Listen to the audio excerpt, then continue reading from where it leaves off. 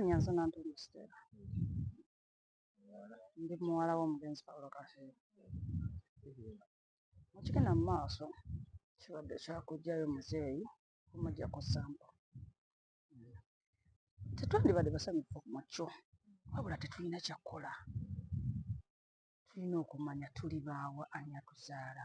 Twagenda onoonyereza ng'ekyo kye kirina okukolebwa. Naffe kitunyiga ate tulina kyakkola kye kirina okukolebwa.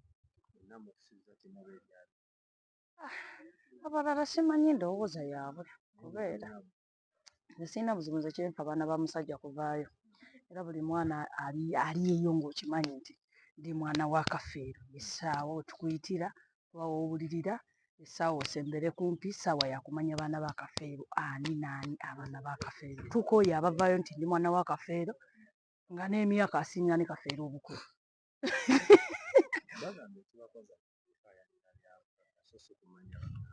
Nedda ebyobugagga tebisobola tukaayanya olw'ensonga kati nga nze essaawa zino emyaka gye nnina sirya ku bya kitange kuba ne bwe nnali nnimirawo Swaziniga yandaga nga saana alimirawo asaana atundewo. Naye wendi tulina emikono tusobola okwekolera naye kitukaayanya Swaziniga gwe kubaganya banne nagamba mbu abaana bali bana batya osobola okikiriza mu Kafeero yazaala abaana bana mbu ate kale tukikiriza oli mwana naye gw'otunda ebivulugo bikola nononoza n'omuti gw'omwana sipiidi nga nnene kati ye ssaawa tumanye Kafeero azaala ni naani Kafeero yaani tuveemu Kafeero tuveemu n'abeeyita kitegeera tutegeera abatuufu.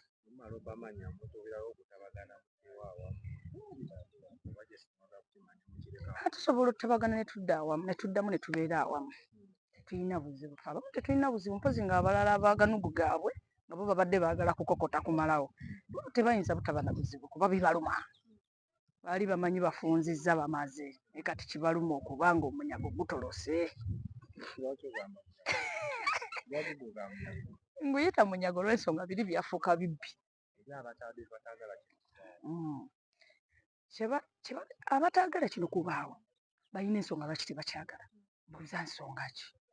Kubanga nze bwe mba saagala bamanye baana ba Kafeero nga mmanyi tuli bana ng'era twegabanya ebyobugagga bya Kafeero bameka bana. Kati kitegeeza ndimu okutya olw'ensonga bwe banaamanyibwa abalala bajja kuŋŋamba ne bwe nnaaba wawaka nti wano wafuna wanene tugabanyeemu ne gundi afuneko.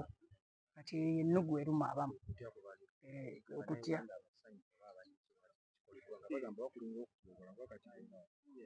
abagamba nti kulinga okutyoba olwo nabo bazadde ssaawa zino kiri mu nju ya Kafeero bukyanga kiri wuwe akubemu akafaananyi nga ye yavuddewo ng'abaana be beekoze ebiri mu maka muno kitegeeza okuba teyeeyibala n'ewuwe kisobola okujja.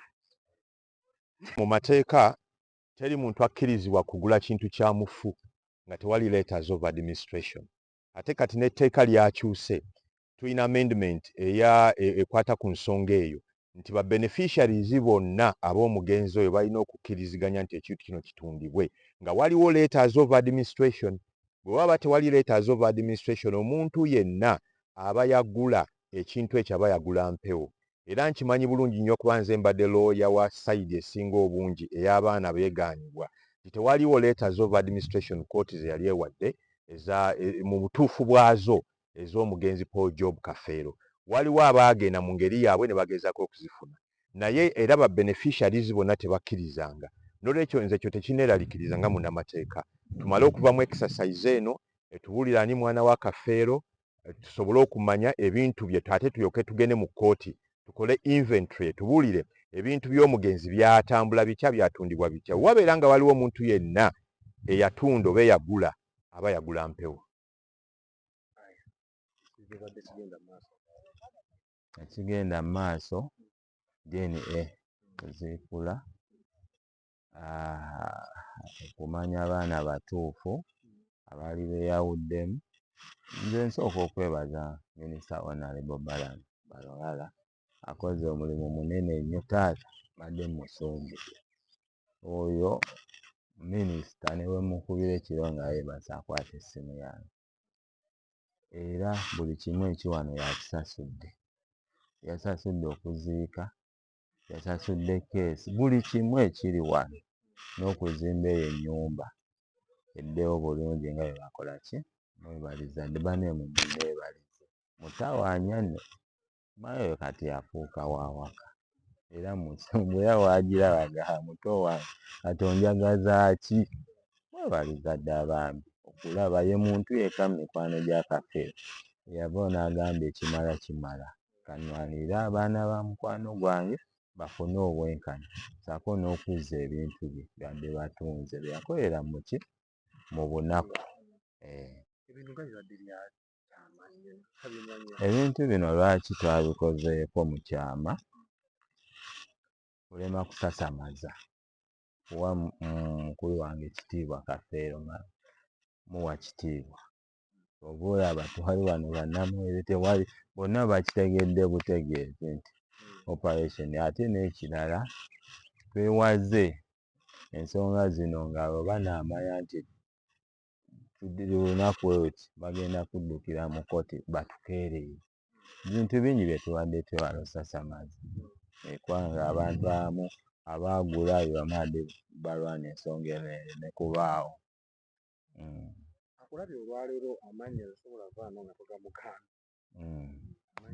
Amannya agange Nende Vincent Abubakari muto omugenzi Paul Job Kafeero. Bannayuganda mbawo obubaka bannange muleke DNA yammwe ku nsi ate n'ekirala mukola yamala ekiraamo ebintu bizibu. Yabumusasula agenda kukola omulimu ogwo muwadde mu wiiki 2. Lwaki nabayisa olwaleero osanga olwaleero lunaku lwange nesembayo okubeera wano kuba tulinda kabineti empya nesagadde kuleka kintu kya Kafeero kimaze emyaka 2 nga tekiggwa nga kisigadde nga bwe kiri.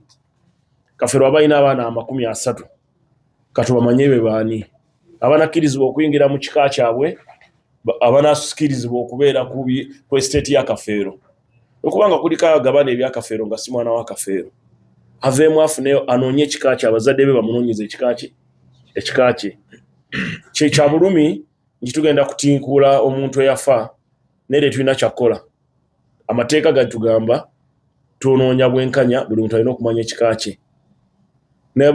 Abafedda Abamisiri Bafaraawo n'olwaleero luno bakyanoonya amagumba gaabwe mu pyramids mu mpuku z'omu Misiri.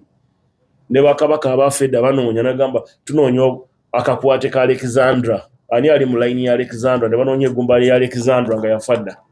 Sandyagadde nnyo batinkule mukwano gwange naye kino ekintu kibaddeyo emyaka 40 mweruma tunda wano totunda wano ziika wano toziika wano ono afiiridde omwana amulese okumuziika tojja muziika wano toli wa kika kyaffe ekisobola okusalawo ekyo bani aba Paul Kafeero bwe DNA teeka nga bibeera tuyite mu mateeka bwe kimu kijja kukolebwa mu mateeka.